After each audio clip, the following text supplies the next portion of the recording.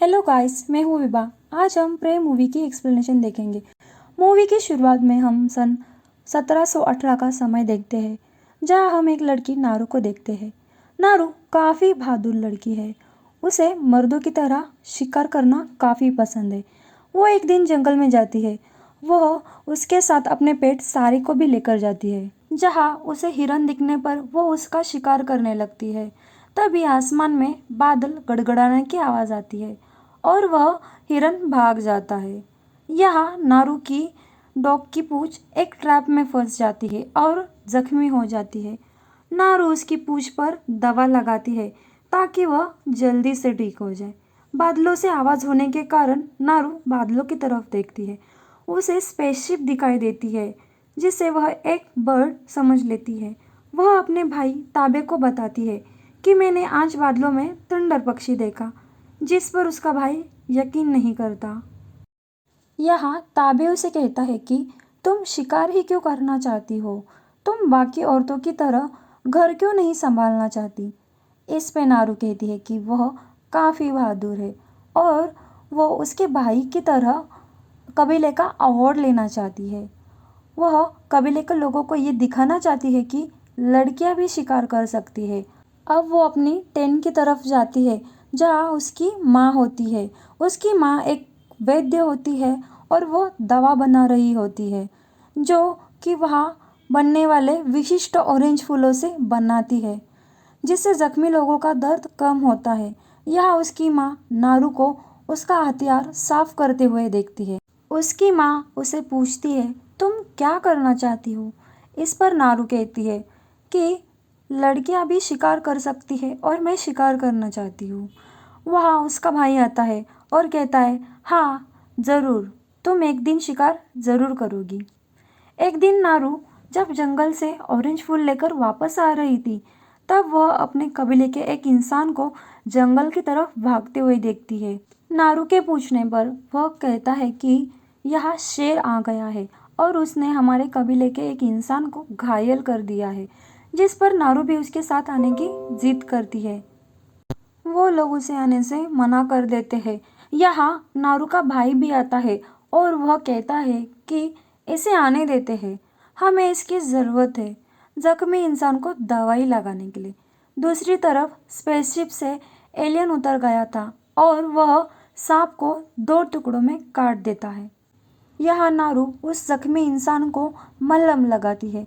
बाकी लोग शेर की शिकार करने के लिए जाते हैं और जब रात होती है, रास्ते में नारू को कटा हुआ सांप दिखता है, जिसे देखकर नारू कहती है कि यह शेर का काम नहीं हो सकता और जिस भी जानवर ने ये किया है वो शेर से भी खतरनाक है। लेकिन वो लोग उस पर यकीन नहीं करते।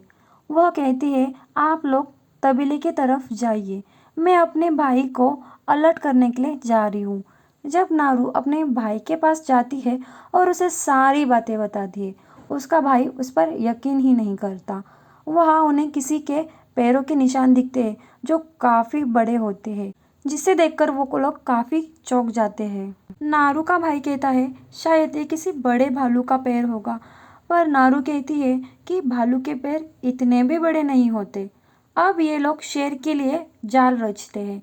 नारू का भाई नारू को और उसके साथी पाका को पेड़ पर बैठने के लिए कहता है ताकि जब शेर वहाँ आए वो उस पर हमला कर सके। जैसे ही वहाँ शेर आता है, वो पाका को काट कर खा जाता है और वो अब नारू की तरफ बढ़ता है। शेर उस पर हमला ही करने की कोशिश करता है, तब वो डाली पर से गिरकर नीचे गिर जाती है और वो जगह पर ही बेहोश हो जाती है। जब उसकी आँख खुलती है तब वो घर में होती है। वहाँ पर उसकी माँ उसे चाय देती है और कहती है, अगर तुम्हारे बस में नहीं है तो तुम शिकार करने गई ही क्यों थी। अच्छा हुआ तुम्हारा भाई तुम्हारे साथ था जो तुम्हें सही सलामत घर लेकर आया। नारू का भाई शेर का कटा हुआ सिर लेके ही वापस आता है। कबीले के लोग ये देखकर काफ़ी ज़्यादा खुश होते हैं। उसे कबीले का अवार्ड दिया जाता है। नारू अपने भाई को कहती है कि इस जगह पे ज़रूर ही शेर से भी कुछ तो खतरनाक है जिसे हमें मारना होगा, जिससे पहले वो हम सबको मार दे। उसका भाई नारू की बातों पर गौर ही नहीं करता। सब मिलकर जश्न मनाने लगते हैं। अगली सुबह जब नारू अपने डॉग के साथ जंगल की तरफ जाती है, कुछ देर बाद उसे पेड़ पर एक एलियन का हरा खून दिखता है। वो भी सोचने लगती है कि ऐसा कौन सा जानवर है जिसका खून हरा हो सकता है। दूसरी तरफ हम उस एलियन को देखते हैं जो एक भेड़िया का शिकार करता है। वह उसे मारकर उसके शरीर पर एसिड डालता है, फिर उसके सर के हड्डी को अपने पास रखता है। नारू को एक जगह पर बुल की लाश मिलती है जिसका मांस निकाला गया था। वहाँ पर उसे एक सिगरेट भी मिलता है। इस वजह से वो तो समझ जाती है कि ये काम किसी इंसान का ही हो सकता है। थोड़ी दूर जाने पर नारू एक दलदल में फंस जाती है।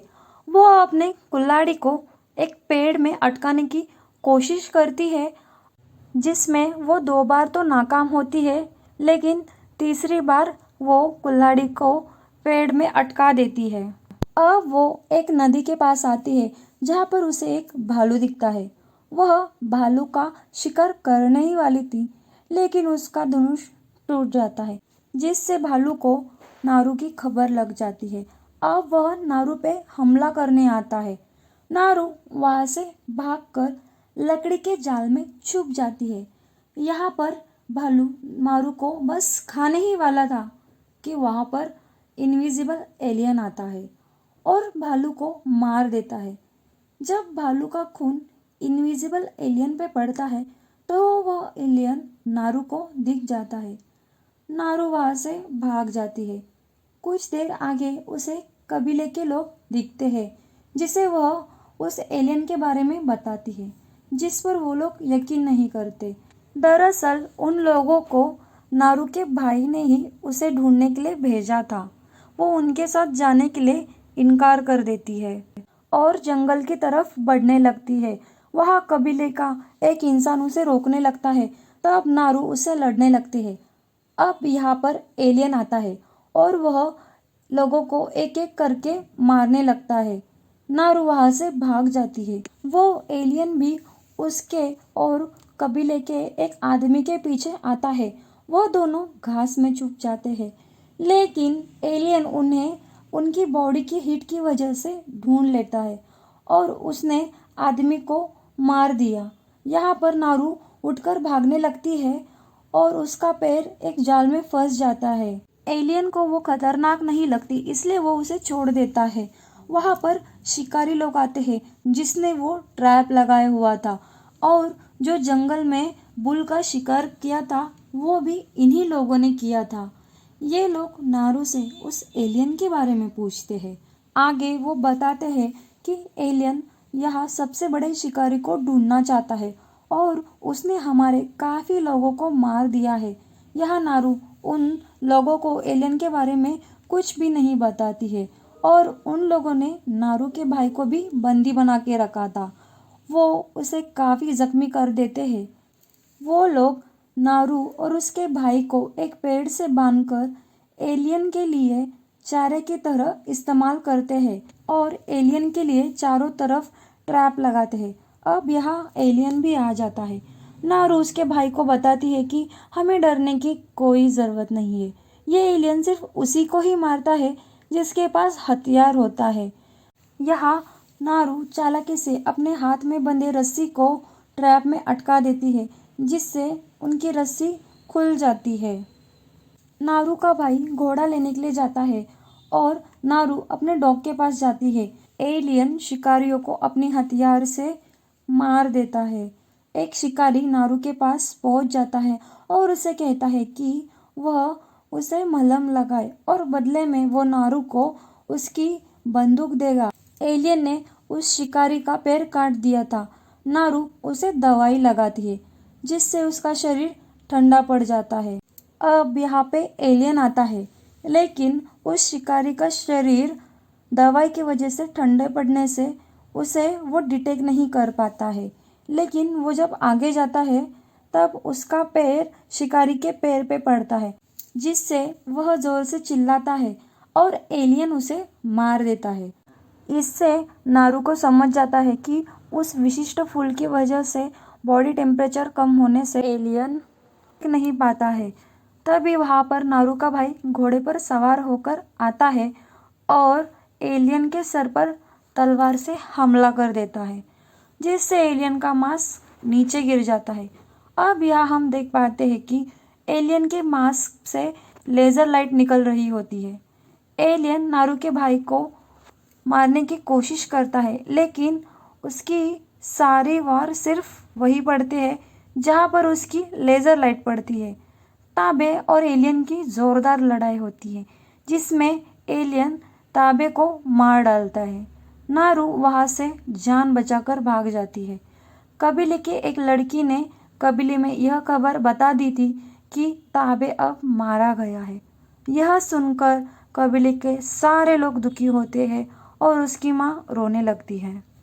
अब नारू एक शिकारी का पैर काटकर उसे जख्मी कर देती है और उसके बेहोश होने पर उसके हाथ में बंदूक रख देती है।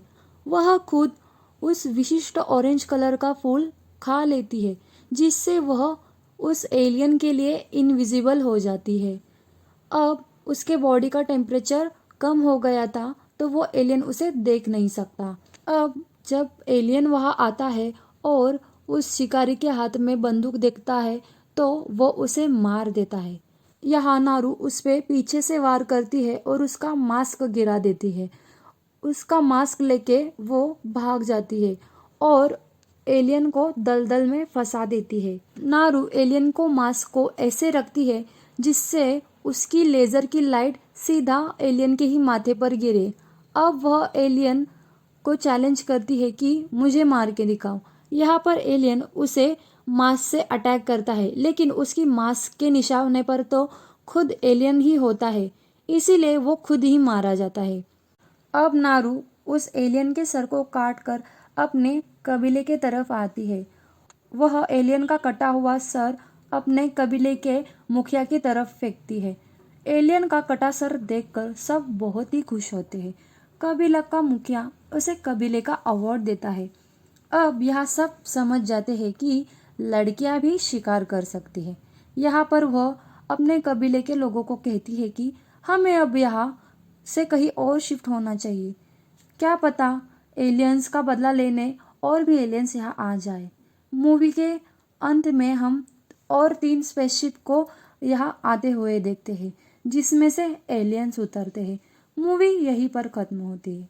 अगर आपको मेरी मूवी एक्सप्लेनेशन अच्छी लगी हो तो प्लीज़ मेरे चैनल को सब्सक्राइब कीजिए। मिलते हैं नेक्स्ट वीडियो में, तब तक के लिए बाय।